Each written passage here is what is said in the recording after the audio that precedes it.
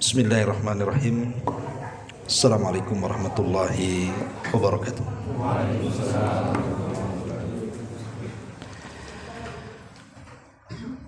Alhamdulillah wassalatu wassalamu ala Rasulillah wa ala alihi wa sahbihi wa mawalah wa la hawla wa la quwwata illa billahi wa ba'du. Alhamdulillah, segala puja dan puji hanya milik Allah subhanahu wa ta'ala. Salawat dan juga salam kita hadiahkan kepada Rasul kita Nabi besar Muhammad sallallahu alaihi wa ala alihi wasallam. Kita lanjutkan kajian kita, masih membahas tafsir Al-Insyiqaq. Kemarin kita masuk pada ayat ke-22. Sekarang kita masuk pada ayat ke-23. A'udzubillahi minasyaitonirrajim. Bismillahirrahmanirrahim. Balil ladzina kafaru yukadzibun. Wallahu a'lamu bima yu'un. Fabashshirhum bi'adzabin alim. Illa alladzina amanu wa amilus salihat lahum ajrun ghairu mamnun. Bahkan orang-orang kafir itu yukadzibun, mereka sangat mendustakan, dan Allah lebih mengetahui apa yang mereka sembunyikan dalam hati-hatinya. Maka sampaikan kepada mereka ancaman azab yang pedih sebab pendustaan mereka. Kecuali orang-orang yang beriman dan mengerjakan kebajikan, mereka akan mendapatkan pahala yang tidak akan terputus. Di sini Allah Subhanahu wa taala mengatakan bahkan orang-orang kafir itu mereka sangat mendustakan. Apa yang didustakan orang-orang kafir di sini?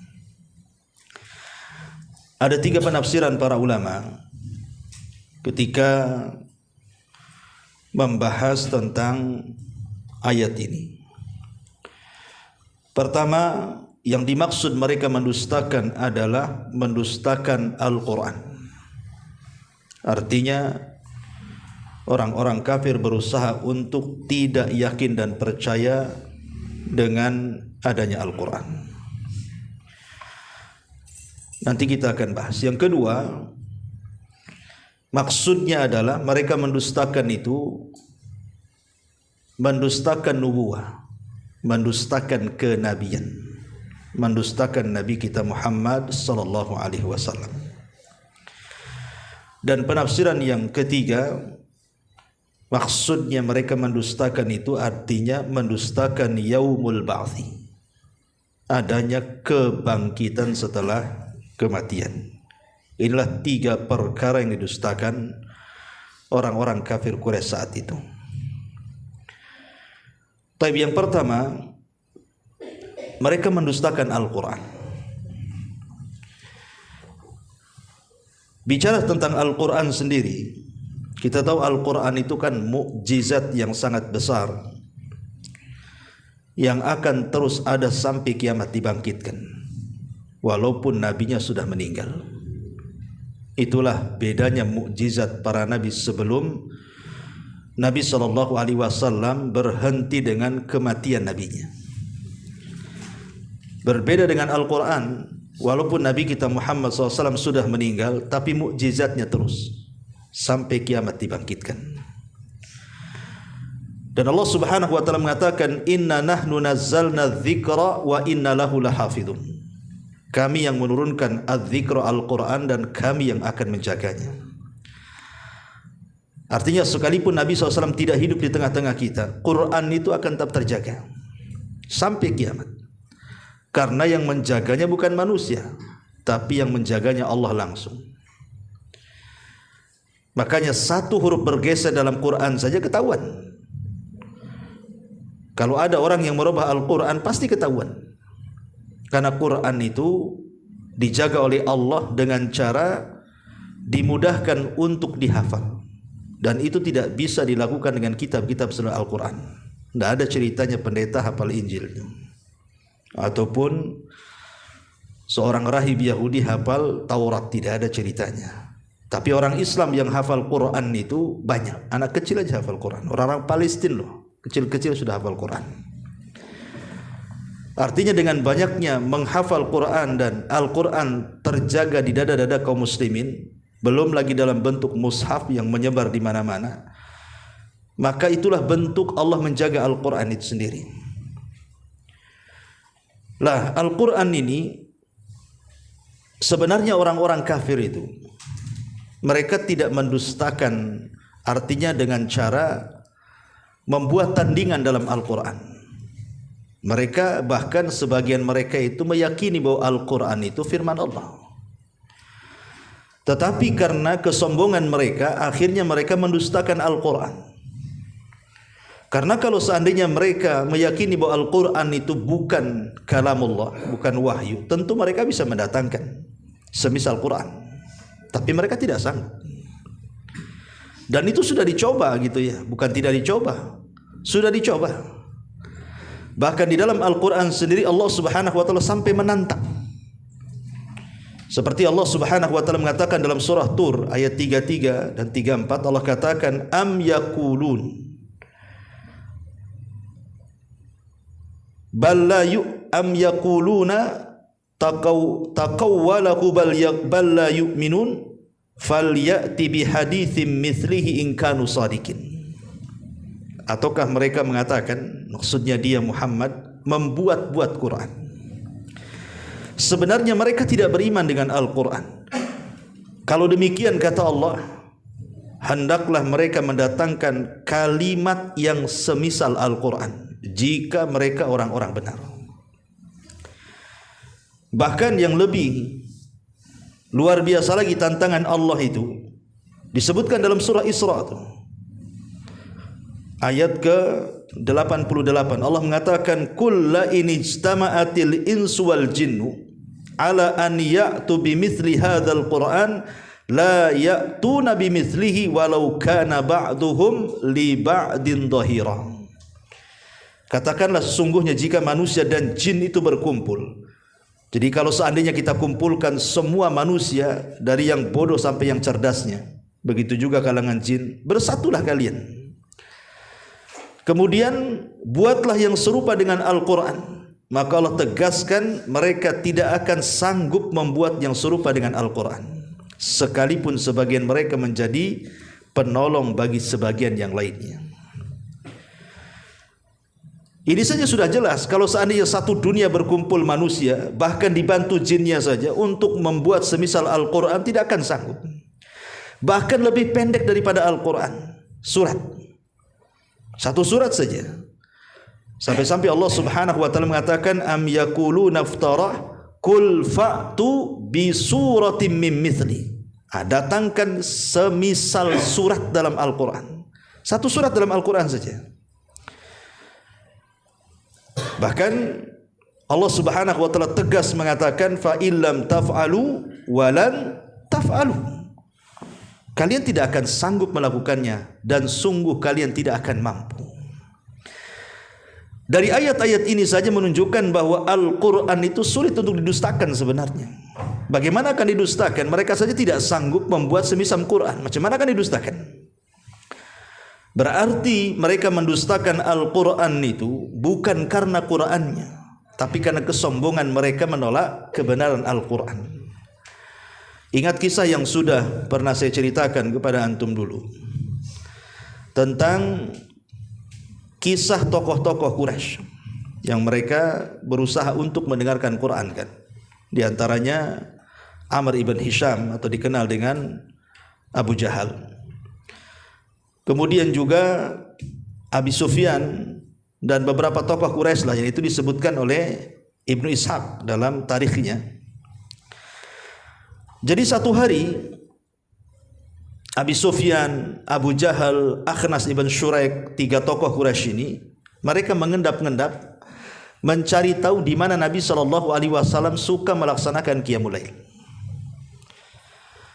Setelah mereka tahu kebiasaan Rasul sholat di satu tempat, maka setiap malam mereka datang mendengarkan Al-Quran yang dibaca Rasul saat sholat, dan mereka bisa nyaman.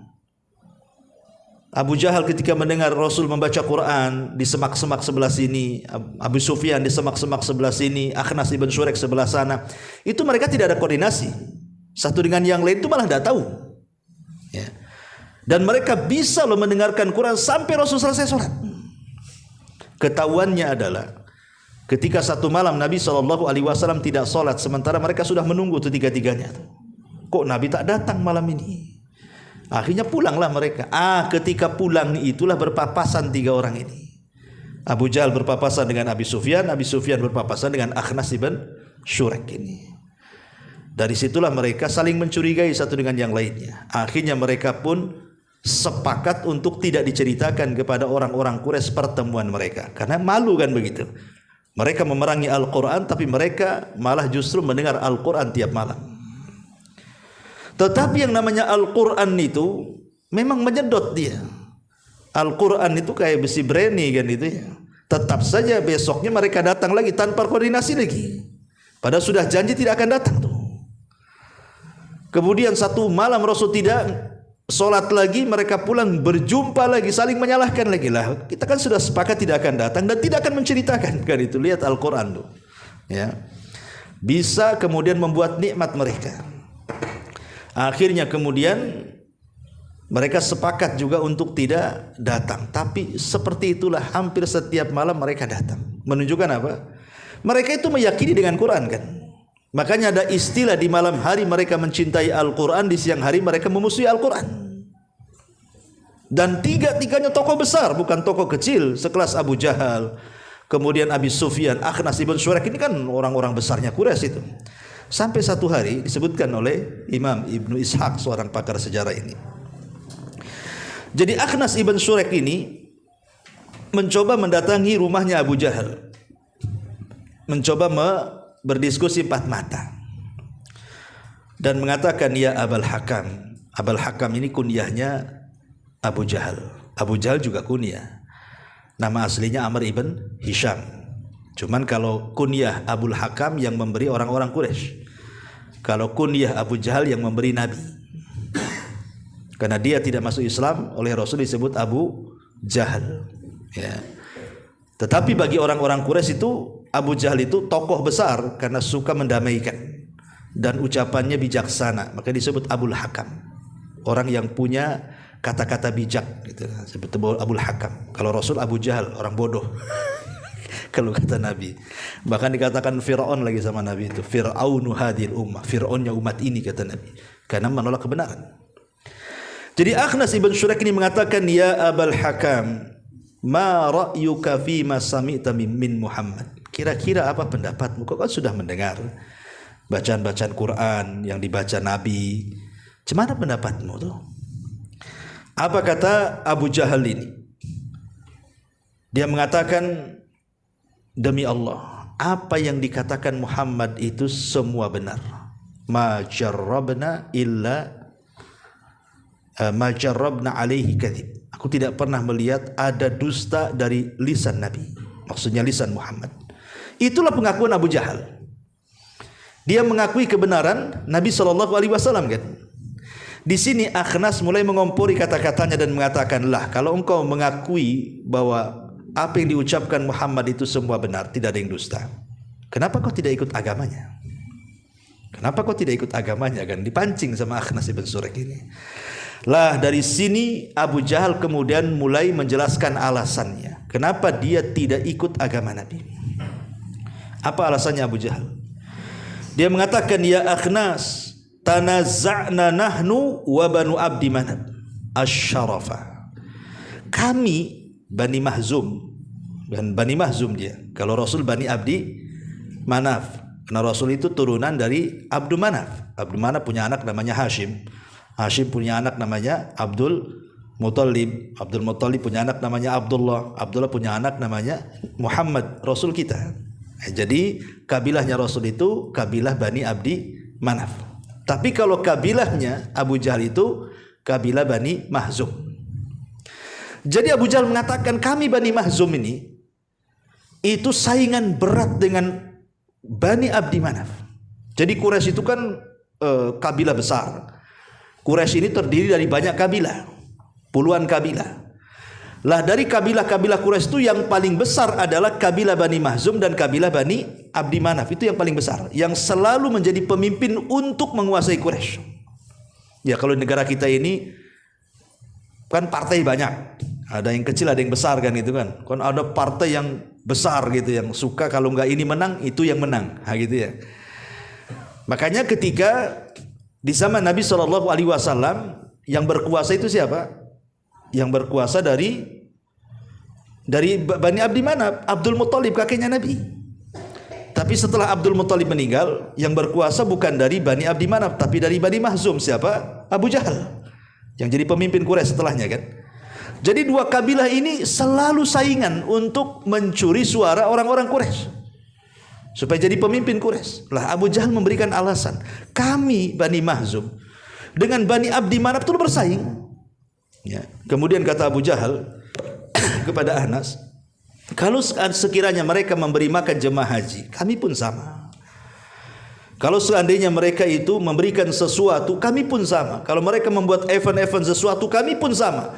Pokoknya jangan sampai kalah dengan mereka. Tiba-tiba kemudian orang-orang Quraisy mengatakan, minna nabiyyun ya'tihil wahyu minas sama.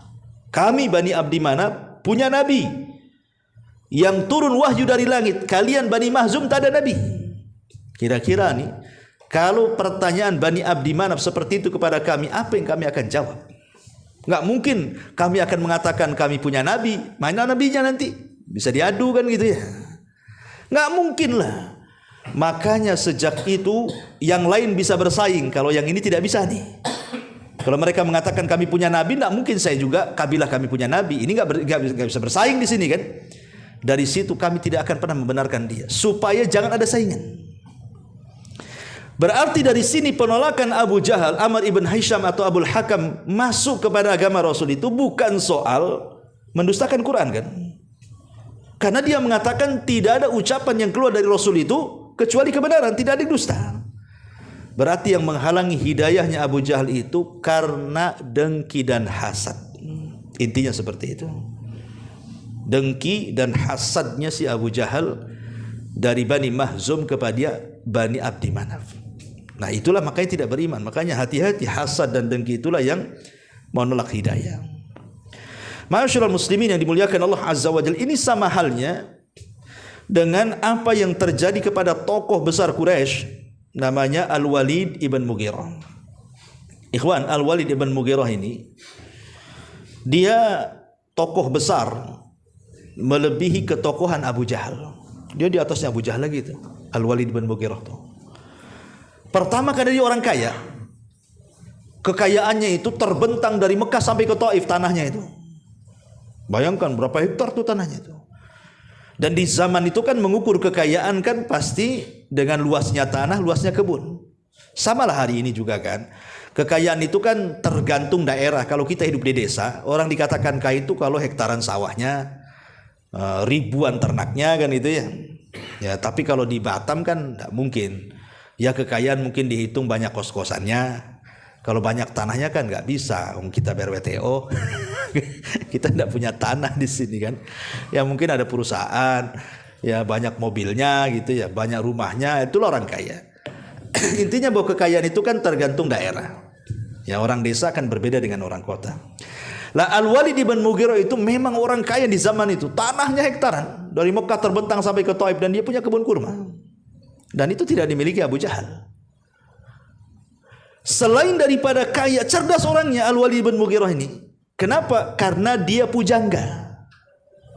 Ingat bahwa di zaman diutusnya Nabi SAW, Arab itu sedang bangga-bangganya dengan bahasa. Muncul para pakar-pakar syair gitulah.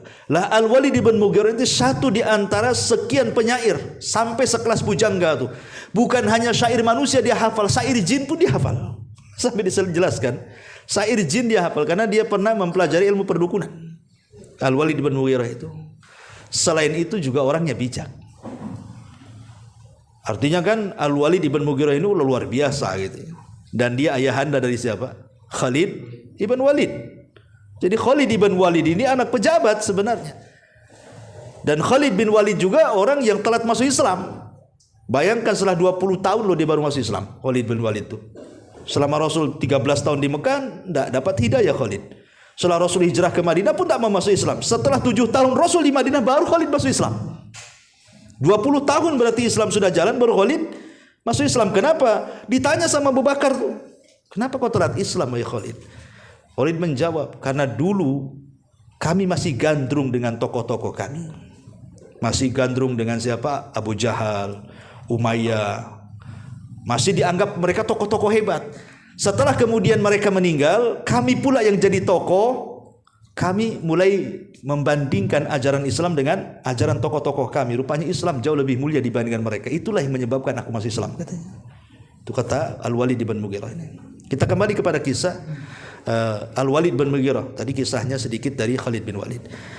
Lah Al-Walid bin Mughirah ini satu hari dia sayup-sayup mendengar Abu Bakar membaca Al-Quran. Tertarik pula dia. Aneh gitu ya. Karena dia seorang penyair masalahnya. Kok rangkaian-rangkaian syairnya kok beda? Karena disangkanya Abu Bakar sedang bersyair. Sehingga dia merasa bahwa syair dia kalah dengan bahasa-bahasa Quran yang dibacakan Abu Bakar Siddiq radhiyallahu anhu. Makin hari makin senang, makin hari makin cinta, dan terus minta Abu Bakar untuk membacakan Quran. Baru Abu Bakar menjelaskan bahwa yang dia baca bukan syair tapi Quran, wahyu dari Allah. Akhirnya kemudian Al-Walid bertanya, dari mana kau pelajari? Kemudian Abu Bakar mengatakan, ya dari Nabi Muhammad SAW. Dari situ Al-Walid ingin berjumpa dengan Nabi, langsung dari sumbernya. Setelah berjumpa dengan Nabi SAW dan banyak mendengar baca Quran, sebenarnya hidayah sudah masuk ke hati Al-Walid. Tinggal masuk Islam aja dia. Tetapi kedengaran sama Abu Jahal, sama-sama tokoh besar, ya. Abu Jahal tidak mau kalau seandainya Al-Walid ini masuk Islam, bahaya. Kalau dia sampai masuk Islam, bisa saja satu Quraisy masuk Islam dengan kekayaannya, dengan kepakaran syairnya, dengan kotokohannya. Makanya Abu Jahal ingin kemudian menjegal bagaimana Al-Walid jangan masuk Islam. Dengan cara apa? Dia kumpulkan orang-orang Quraisy, mulai dia menjelek-jelekan Al-Walid. Akhirnya kemudian Al-Walid pun karena takut kemudian reputasi dia di tengah-tengah Quraisy jatuh pamornya, mulailah dia melunak, tidak lagi memuji Nabi. Sehingga ketika dia dihadapkan dengan masyarakat Quraisy, Abu Jahal itu berusaha untuk memprovokasi orang-orang Quraisy. Kalau sampai dia berpidato memuji Muhammad, kita turunkan jabatannya. Al-Walid dah paham. Makanya dia takut kemudian pamornya hilang, jabatannya hilang. Akhirnya dia tidak jadi memuji Rasul, justru terbalik menjelek-jelekan Nabi. Kemudian dia diminta pandangan soal Al-Quran. Tiba-tiba dia mengatakan apa? In hadza illa sihrun yu'thar, in hadza illa qaulun bashar. Oh, Quran itu adalah sihir impornya Muhammad, katanya. Bayangkan ada sihir impor pula tuh. Jadi Muhammad itu punya guru orang luar, bukan orang Arab. Kemudian diajarkan mantra-mantra. Itulah Quran. Jadi Quran itu sihir impor, katanya. Sihir impor, katanya. Kemudian in huwa illa qaulun bashar. Itu ucapan manusia, ucapan si Muhammad saja itu. Dari sini turun satu surat khusus kepada Al-Walid bin Mughirah. Surah apa? Al-Mudaththir.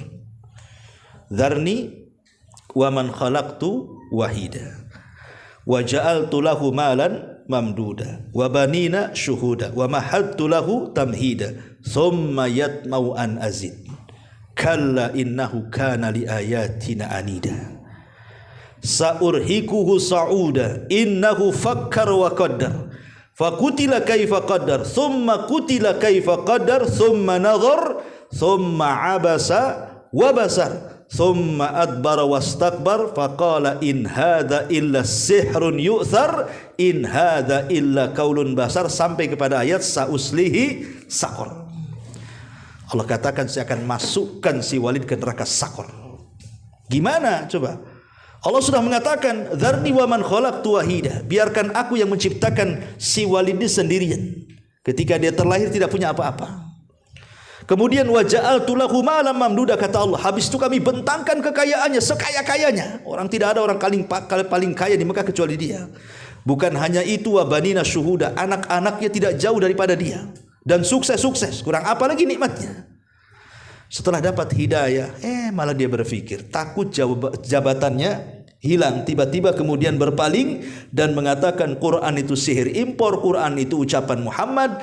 Dari situ Allah Subhanahu wa taala kemudian mengancam dengan mengatakan sauslihi sakar wa ma adraka mas sakar la tubki wa la tadhar lawahatu lil bashar 'alaiha tis'atu asdan, begitu seterusnya, ya. Dari sini kita tahu bahwa apa yang diyakini oleh Al-Walid bin Mughirah kan sama dengan Abu Jahal itu. Kan memuji Quran tuh. Mereka tidak mendustakan Quran sebenarnya, memuji Quran. Tapi sekali lagi, yang satu menolak Al-Quran karena dengki dan hasad, satu pula menolak Al-Quran karena takut hilang jabatan. Memang ya, jabatan ini kadang-kadang menjadikan orang tidak bisa mengucapkan kebenaran. Kalau orang sudah semangat gitu ya, rakus dengan jabatan, akan sulit seseorang itu mengucapkan kebenaran. Yang ada janji-janji nggak jelas kan itu ya. Ma'asyiral muslimin yang dimuliakan Allah Azza wa Jalla. Jadi penafsiran yang pertama, bahwa apa yang didustakan orang kafir itu adalah mereka mendustakan Al-Quran. Dan Al-Quran tidak bisa didustakan. Macam mana caranya? Dia wahyu Allah. Dia wahyu Allah.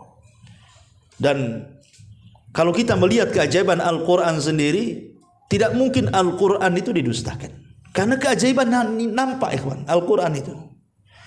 Coba bayangkan, pengaruh Al-Quran ini luar biasa, ikhwan. Saya akan sebutkan beberapa pengaruh Al-Quran.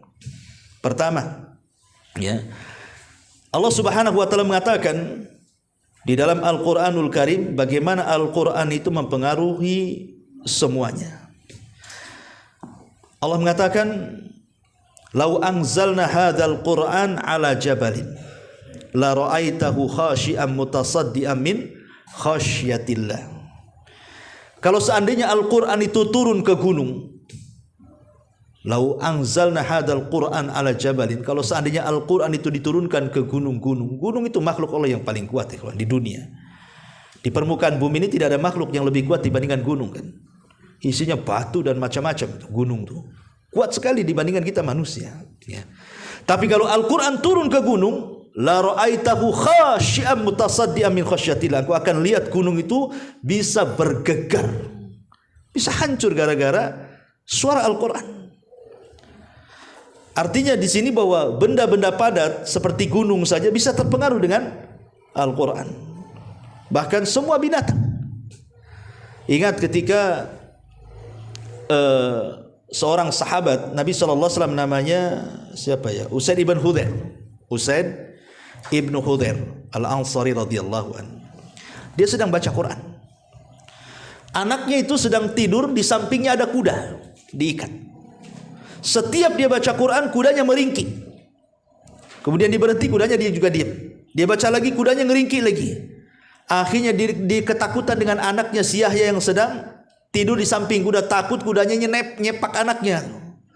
Akhirnya berhenti. Ketika berhenti, dia melihat cahaya dari langit, ya. Tapi karena dia takut dengan kuda tadi akan mengganggu si Yahya putranya, berhenti dia. Keesokan harinya bercerita kepada Nabi tentang dua kejadian itu.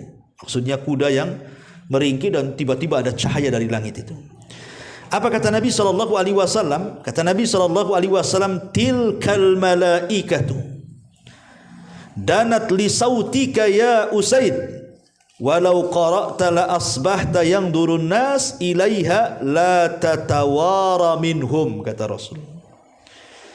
Cahaya yang kau lihat itu di langit, itu adalah cahaya malaikat yang sedang mendekat kepada suaramu.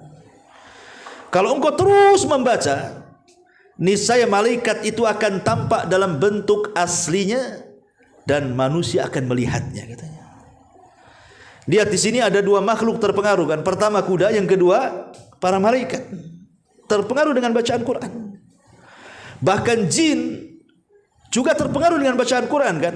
Ingat kisahnya tentang jin Yaman, jin nawasib, ya, yang datang dari Yaman, tiba-tiba nyasar ke kebun kurma yang ada di perbatasan antara Taif dan Mekah. Kebun kurmanya Mughirah. Nabi SAW dalam sholat subuh itu sedang sholat di kebun kurma itu. Setelah dia ditolak dakwah di Taif, kemudian tidak bisa masuk Mekah, terpaksa istirahat di kebun kurma itu. Ketika itu sholat subuh, Rasul membaca Quran. Rupanya ada 7 jin, ada yang mengatakan 8 jin gitu masuk ke kebun kurma itu. Lah jin-jin ini disebutkan dalam tarikh itu adalah jin-jin utusan iblis. Kenapa iblis mengutus jin-jin ini? Untuk mencari berita. Kenapa kemudian jin-jin itu tidak bisa naik ke langit? Kenapa tidak bisa naik ke langit? Karena sebelum diutusnya Rasul, jin-jin itu kan biasa ke langit tuh, mencuri dengar kalimat-kalimat malaikat yang akan diwahyukan kepada malaikat yang ada di bumi, kejadian-kejadian apa itu, mereka mencuri itu kalimat itu, kemudian dijual kepada para dukun, paranormal kan gitu. Lah ketika diutusnya Nabi, mereka tidak bisa naik. Kenapa? Karena mereka ditembak oleh meteor. Terkadang mereka mati dan mereka tidak sempat ke langit. Tidak ada satu jin naik ke langit. Sehingga iblis ini bingung kenapa anak buahnya tidak bisa mencuri dengar ke langit. Makanya kemudian diutuslah banyak pasukannya untuk mencari berita. Lah salah satunya jin nawasib ini. Nyasar pula ke kebun kurma. Nah, ceritanya begitu. Ketika nyasar di kebun kurma, dia mendengar pula Nabi baca Quran. Dan ketika jin-jin ini dari nawasib ini, dari kabilah Yaman ini, dan itulah jin yang pertama yang menjadi sahabat Nabi. Karena sahabat Nabi dari kalangan manusia dan kalangan jin kan itu. Tiba-tiba mereka beriman. Makanya Allah Subhanahu wa taala sampai gambarkan di dalam Al-Qur'an tentang bagaimana jin-jin itu masuk Islam. Bahkan Allah turunkan satu surat namanya suratul jin lagi. Allah mengatakan, "Qul uhiya ilayya annahu istama'a nafarun minal jinni faqalu inna sami'na qur'anan ajabah yahdi ila rusydi fa amanna bi." Dan seterusnya. Ya, ada sekelompok jin yang mendengar Quran, tiba-tiba mereka mengatakan amanah, kami beriman. Dan itulah rombongan pertama, jin pertama yang masuk Islam dan menjadi sahabat Nabi. Perantara 7 jin atau 8 jin inilah kemudian tersebar Islam di lingkaran kalangan jin. Sampai Rasul beberapa kali berdakwah dari kalangan jin. Ya tentu karena berita malaikat. Rasul kan gak lihat jin. Ya, yang memberitahu tentu Jibril. Jibril mengatakan, ya Muhammad, itu pasukan jin ada di padang pasir, kau ke sana berdakwah di sana. Gitu. Jadi Rasulullah SAW bukan tahu di situ ada jin, tidak, setelah ada wahyu. Ya, makanya antum juga jangan coba-coba dakwah sama jin, karena tidak ada yang memberitahu jinnya di mana. Antum pula ceramah di tengah lapang, nggak ada orang. Apain antum ceramah? Lagi ceramah sama jin Ustaz. Mana? Siapa yang kasih tahu di situ banyak jin? Yang ada antum jinnya. Ya. Intinya bahwa bagaimana pengaruh Al-Quran itu mempengaruhi benda padat, mempengaruhi binatang, mempengaruhi malaikat, mempengaruhi jin gitu ya. Semua terpengaruh. Bahkan sudah terbukti mukjizat Al-Quran itu ketika kita mempraktekkan dengan cara ruqyah. Itu kan terbukti itu. Coba antum baca apa kalimat-kalimat selain Al-Quran, keluar gak jin itu? Yang kepada orang yang diruqyah, nggak akan keluar dia. Tapi coba bacakan Quran, keluar dia jin tuh. Ya. Atau seandainya ini air mineral nih, kita bacakan Al-Fatihah 3 kali sambil ditiup-tiup. Dengan air mineral yang tidak dibacakan Al-Fatihah, air mineral biasa, itu beda isinya kan gitu. Dan ini sudah diteliti, bukan kita yang meneliti, umat Islam. Kita tanpa ada penelitian pun yakin bahwa air yang dibacakan Quran itu pasti berkhasiat. Tapi yang meneliti ini orang-orang Jepang. Orang Jepang ini kan sebagian mereka orang ateis kan itu, bukan orang-orang beriman. Ternyata diteliti, rupanya memang air yang dibacakan Quran itu menjadi obat karena memadatkan molekul sehingga bisa jadi detox. Menurut mereka kan gitu ya. Tapi dari sini walaupun tidak ada penelitian, kita yakin bahwa Quran itu bagi kita adalah syifa, karena Allah mengatakan wa nunazzilu minal Quran ma huwa syifa, kan begitu. Kami turunkan Al-Quran sebagai obat, dan itu keajaiban. Maka dari sini kita tahu bahwa macam mana mereka akan mendustakan Al-Quran sementara Al-Quran itu begitu luar biasa. Ya, ini penafsiran yang pertama. Penafsiran yang kedua, maksudnya adalah mereka mendustakan itu mendustakan kenabian. Sampai-sampai ikhwatu fiddin untuk memastikan apakah Muhammad itu nabi atau bukan gitu ya. Sampai para pembesar Quraisy itu mengutus delegasi untuk mendatangi Yathrib. Yathrib itu nama lain kota Madinah. Dulu namanya Yathrib. Diambil dari tokoh Yahudi dari Yerusalem namanya Yathrib, ya. Karena kita tahu bahwa sebelum Islam menyebar di Madinah, Madinah sudah menjadi mayoritas Yahudi di situ. Nggak ada orang Nasrani. Orang Nasrani kan di Yaman, ya. Tapi di Madinah itu kebanyakan orang-orang Yahudi. Dan bahkan mayoritas. Yang bisa menyaingi jumlah orang Yahudi orang-orang musyrik dari kalangan Khazraj dan Aus itu. Yang mereka adalah orang-orang Yaman ketika terjadi banjir karena bendungan Ma'rib kemudian pecah gitu ya. Sampai kemudian menenggelamkan kota-kota dan desa-desa. Makanya mereka kemudian hijrah meminta suaka, akhirnya gabung di kota Yathrib. Jadi di Yathrib itu kebanyakan Yahudi dan kebanyakan orang-orang musyrik Arab kebanyakan. Lah orang-orang Yahudi itu dikenal bagi bangsa Arab orang-orang cerdas. Orang Yahudi itu. Karena mereka punya kitab. Makanya orang-orang musyrik Mekah, mereka mengutus delegasi supaya datang ke kota Yathrib bertanya soal orang yang ngaku nabi di Mekah. Jadi mereka datang kepada padri-padri Yahudi Madinah, berceritalah ini delegasi Mekah ini, orang-orang Quraisy kafir ini, di negeri kami di Mekah itu ada orang ngaku-ngaku nabi. Bagaimana menurut kalian? Jadi orang-orang Yahudi ini diajak diskusi soal munculnya seorang nabi di kota Mekah. Apa kata orang-orang Yahudi? Oh gini saja. Coba saya kasih soalan kepada kalian untuk ditanyakan kepada orang yang ngaku nabi di negerimu tuh. Kalau dia bisa menjawab, maka dia seorang nabi. Karena pertanyaan ini tidak bisa dijawab kecuali seorang nabi. Dan kalau seandainya dia tidak sanggup menjawab, dustakan aja kenabiannya katanya. Akhirnya kemudian mereka pun diajari 3 soalan dan bocoran jawaban soalannya. Ada 2 riwayat. Riwayat pertama menceritakan tanyakan kepada orang yang ngaku nabi itu tentang makanan yang pertama kali dimakan penduduk surga. 1. Yang kedua, tanyakan kepada orang yang ngaku nabi itu, kenapa anak bisa mirip orang tuanya? Entah mirip bapaknya, entah mirip ibunya. Kemudian yang ketiga, tanya kepada orang yang ngaku nabi itu, apa itu ruh? Ini 1 riwayat. Riwayat yang lain mengatakan, tanyakan kepada orang yang ngaku nabi itu soal seorang raja yang tidak pernah duduk di singgasananya. Dia keliling dunia berdakwah, macam mana ceritanya? Kemudian yang kedua, tanyakan kepada orang yang ngaku nabi tentang anak-anak muda yang terjerembab dalam gua itu, macam mana kabarnya? Kemudian tanyakan juga soal ruh. Jadi ada 2 riwayat nih, ya. Berarti orang-orang musyrik ini sudah punya modal nih. Pulang mereka, mulai mereka datang kepada Nabi SAW. Kemudian mengatakan, ya Muhammad, kami siap beriman asal kau sanggup menjawab soalan-soalan kami. Karena soalan-soalan tidak akan bisa dijawab kecuali seorang nabi, katanya. Saking senangnya Nabi SAW mendengar bahwa mereka akan beriman, maka Rasulullah SAW siap menjawab dan mengatakan godan, besok jawabannya. Lupa mengucapkan insya Allah.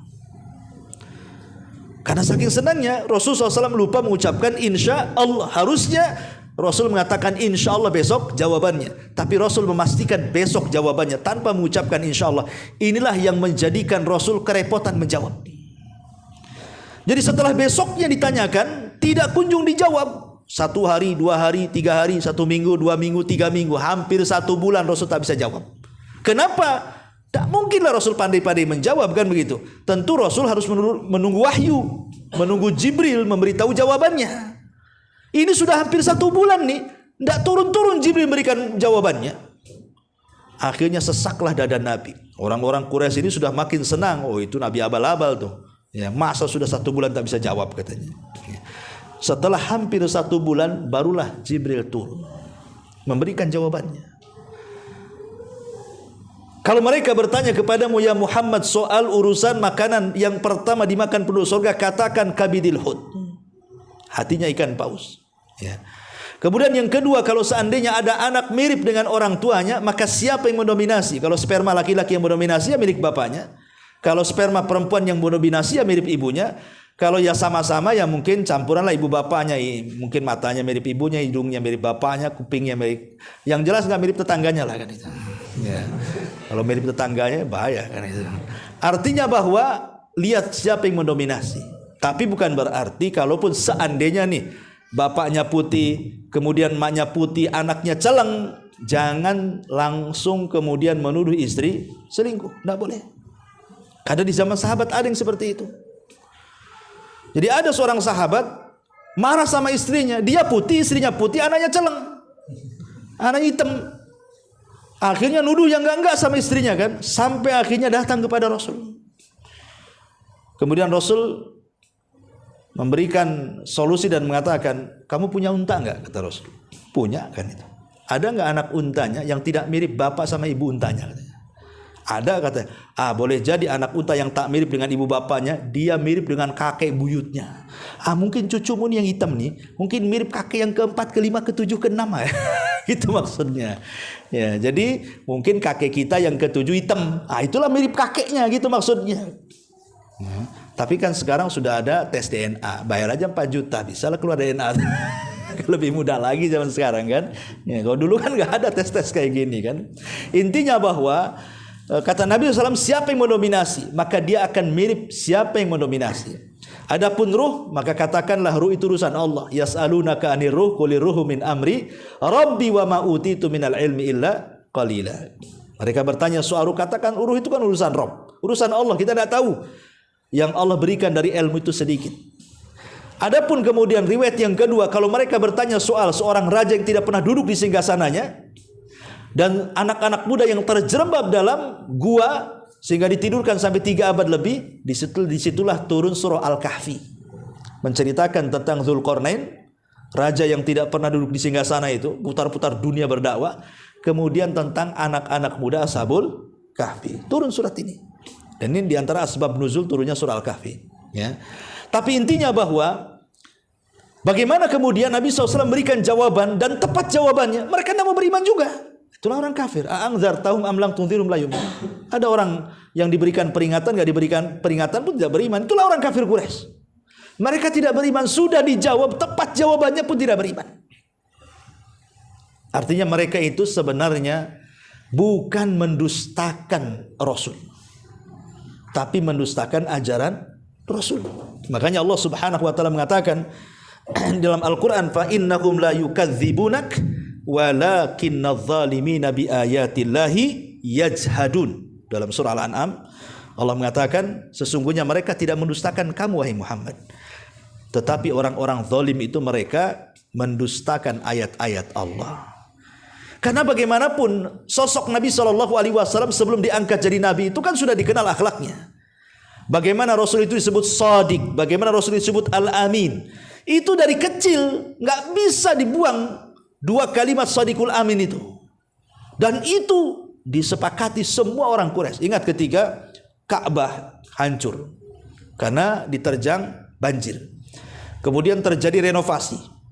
Tetapi kemudian dikecilkan Ka'bahnya karena uangnya kurang, dananya kurang ya. Akhirnya ketika hendak meletakkan Hajar Aswad, ribut semua kabilah, ingin perang. Kata satu kabilah ini mengatakan kami yang berhak, kata kabilah ini mengatakan kami berhak. Hampirlah perang itu gara-gara Hajar Aswad. Akhirnya ada orang yang bijak mengatakan, bagaimana kalau seandainya kita hentikan keributan ini, kita lihat siapa yang keluar dari pintu sebelah sana, katanya. Sudah, kita jangan ribut, kita nunggu yang keluar dari sebelah pintu sana. Kalau ada orang yang keluar dari sebelah pintu sana, dia berhak mengambil Hajar Aswad dan menempatkannya. Rupanya ditunggulah dari pintu itu. Lama-lama keluar pula Nabi. Ketika itu usianya masih belasan tahun ya. Tapi Nabi SAW sudah diberikan leadership kan, kepemimpinan yang luar biasa. Akhirnya Rasul berpikir, ini bagaimana caranya mendamaikan semuanya. Akhirnya Rasul mengatakan, bentangkan kain, letakkan Hajar Aswad di tengah, masing-masing ujung kain kabilah-kabilah jinjing. Kan pukul rata itu namanya. Akhirnya damai semuanya. Sejak itu nama Nabi SAW sangat dikenal. Bahkan kenapa dalam hijrah itu Nabi SAW sampai meminta Ali untuk tidak ikut serta hijrah dia dengan Abu Bakar? Karena ada barang titipan orang yang masih tertinggal di rumah Khadijah, belum sampai ke pemiliknya. Makanya Rasul mengatakan, ya Ali, malam ini kau tidur di tempatku sampai kau berikan titipan-titipan orang ini kepada pemiliknya. Setelah semuanya kau berikan, kau nyusul ke Madinah. Bayangkan Nabi sudah diangkat jadi Nabi saja, yang dikafir-kafirkan orang kafir Quraisy itu, tetap saja kalau mereka itu menitipkan barang, ya nitip kepada Nabi kan itu. Karena itu yang paling amanah. Zaman itu kan nggak ada bank, antum kalau mau naruh, kalau sekarang kan enak, safar kemana saja tinggal bawa kartu, tinggal ya scan aja kan gitu ya. Zaman dulu kan bawa uang pakai karung, cemana pula kan. Saya ingat waktu di Yaman itu, saya lihat ke Bank Tadammun namanya. Ya, saya mau ngambil uang itu. Itu yang namanya orang keluar dari bank bawa uang karungan itu di Yaman. Jadi bawa karung, satu karung itu, gitu kan. Kalau kita kan enggak. Bahkan waktu saya di sana masih manual tuh. Kalau listrik mati ya matilah bang tuh. Semuanya. Jadinya. Intinya bahwa makanya kemudian karena mereka takut dirampok, makanya emas uang mereka dititip Nabi sampai mereka datang dari Syam, baru diambil lagi. Ya, jadi begitulah amanahnya Nabi SAW. Walaupun demikian mereka masih juga meragukan kenabian Nabi SAW. Makanya Allah Subhanahu Wa Taala mengatakan di sini, ya, balil ladina kafaru yukadzibun. Bahkan orang-orang kafir itu mereka sangat mendustakan, maksudnya mendustakan kenabian. Dan yang terakhir, maksudnya mereka mendustakan hari kebangkitan. Dan ini disyaratkan di dalam surah Ar-Ra'd ayat 5. Wa in ta'jab fa'ajabun qauluhum a idza kunna turaban a inna la fi khalqin jadid ulaika alladziina kafaru bi rabbihim wa ulaika al-aghlalu fi a'naqihim wa ulaika ashabun nar hum fiha khalidun. Kalau kamu merasa heran wahai Muhammad dengan perkataan mereka, sungguh yang lebih aneh lagi dari ucapan mereka apabila kamu sudah menjadi tanah. Apakah kamu nanti akan diciptakan dengan makhluk yang baru? Mereka itulah orang-orang kafir kepada Rabb mereka. Mereka nanti akan dibelenggu di jahanam, leher-leher mereka. Dan itulah penghuni neraka dan mereka akan kekal di dalamnya. Dan itu terulang dalam surah Al-An'am ayat 29 sampai 30. Allah mengatakan, wa qalu in hiya illa hayatuna dunya wa ma nahnu bimab'utsin walau tara id wuqifu ala rabbihim qala alaysa hadha bil haqq qalu bala wa rabbana qala fadhuqul adzaba bima kuntum takfurun. Mereka mengatakan kehidupan hanyalah satu kehidupan dunia ini saja dan kita tidak akan dibangkitkan. Kalau nanti pada hari kiamat kamu melihat mereka berdiri di hadapan Allah, kemudian Allah berfirman, bukankah hari ini adalah sebuah kebenaran? Mereka menjawab, benar demi Allah. Maka Allah pun kemudian berkata, kalau begitu rasakanlah azab akibat kekafiran yang kamu lakukan. Intinya bahwa orang-orang kafir Quraisy itu mereka mendustakan adanya kebangkitan. Kenapa coba? Apa pertanyaannya? Kenapa orang-orang Quraisy tidak yakin adanya kebangkitan? Karena kebanyakan orang-orang Quraisy itu mereka mengikuti syahwat. Mengikuti syahwat yang menjadikan mereka tidak yakin adanya hari kebangkitan itu karena mereka mengikuti hawa nafsu dan syahwat mereka. Logikanya begini, ikhwan. Kalau seandainya ada orang zalim dan ada orang yang dizalimi, ada orang jahat dan ada orang yang dijahati, ada orang rampok dan ada yang dirampoki, ada orang yang gibah dan ada yang digibahi, kemudian tidak ada balasan, siapa yang enak? Orang-orang zalim lah enak, ya kan? Sudah berbuat jahat tidak dibalas, kan enak tuh. Ya. Para koruptor umpamanya kan sudah kaya raya di dunia, sudah senang, nggak ada pula balasan di akhirat. Enak nggak? Enak lah kan begitu. Itulah maunya orang-orang kafir.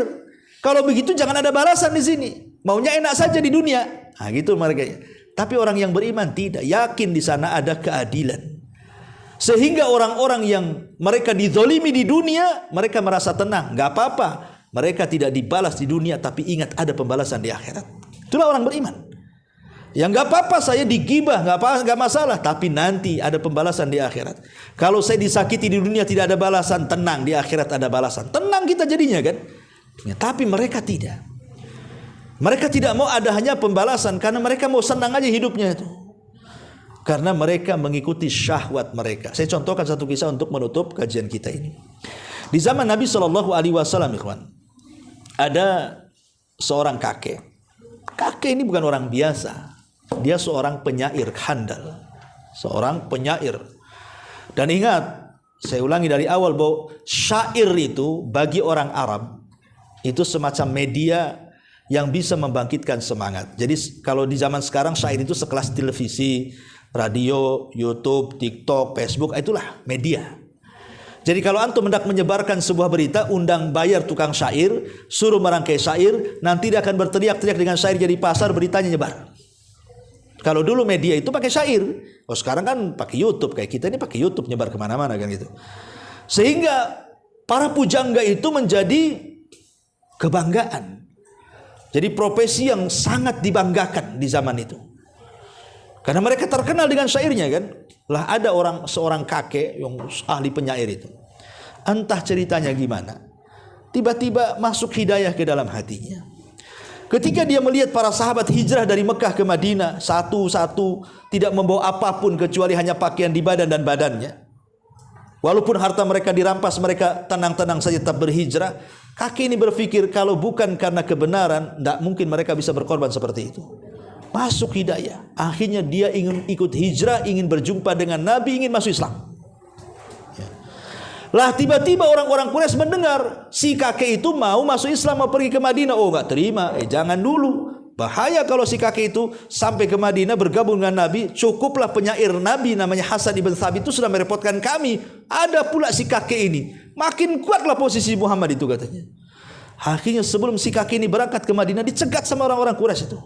Mau kemana kek katanya. Kata kakek ini mau ke sana lah. Allah alam lupa saya namanya. Akhnas atau siapa ya. Yang jelas bahwa kakek ini dicegat. Dan mengatakan mau kemana kek. Saya hendak ke Madinah. Saya ingat masuk ke agama Muhammad katanya. Oh tidak bisa. Kakek jangan berangkat katanya. Kemudian mulai diberikan 3 syubhat tuh. Pertama kek. Kalau engkau masuk ke agama Muhammad itu mengharamkan khamar. Kau nggak bisa mabok lagi nanti. Kata si kakek, nggak apa-apa. Aku kan udah lama tak mabok. Kata si kakek. Kemudian dikasih syubhat yang kedua. Kalau kau masuk ke agama Muhammad itu melarang zina. Kau tak zina lagi nanti. Kata si kakek, tak apa, aku udah tua. Ngapain pula berzina katanya. Tak mempan dengan 2 syubhat. Ketika syubhat yang ketiga itulah luluh dia. Cemana kalau kau jangan berangkat ke Madinah, kami kasih 100 ekor unta. 100 ekor unta loh ya. Ini beda dengan syubhat pertama. Ya, syubhat pertama kan tak mabok, tak apa aku tak mabok, tak zina, tak apa aku tak zina. Di depan dia 100 ekor unta, goyah imannya. Akhirnya kakek ini cerdas. Oh nggak bisa kalau kalian hanya ngomong saja. Hadirkan 100 ekor unta itu katanya. Akhirnya betul-betul dihadirkan 100 ekor unta, dihitung satu-satu sampai 100. Bayangkan. Baru dia goyah, nggak jadi ke Madinah. Dia milih 100 ekor unta coba. Kemudian dia naik salah satu untanya, pulang dia. Allah takdirkan, memang sudah takdirnya. Unta yang ditungganginya itu terperosok ke lubang, kemudian jatuh, mati pula si kakek itu.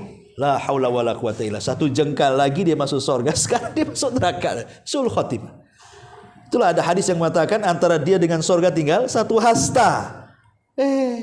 Gara-gara dia beramal amalan ahli nar, masuk pula dia ke neraka. Itulah si kakek ini. Ya. Kenapa si kakek ini terhalang hidayah coba? Karena harta, syahwat harta. Makanya memang harta ini bahaya kan gitu, bisa menghalangi orang hidayah. Kalau dulu ada istilah orang murtad gara-gara sebuku supermi, kalau ustadznya pabriknya kan itu ya. Kalau dulu kan ada cerita kayak gitu tuh. Ya.